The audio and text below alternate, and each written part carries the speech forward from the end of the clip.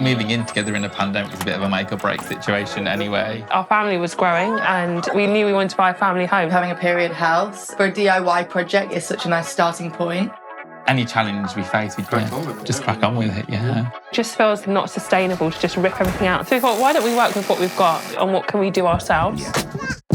We want this house to evolve with us. Even in just 6 months, feels like we've made a lot of progress. It's quite rewarding. With children, we're really time poor.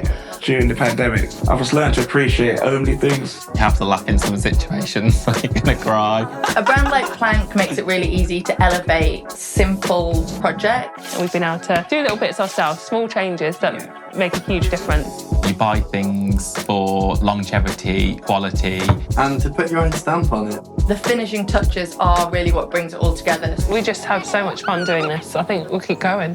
The vision together is a stronger vision.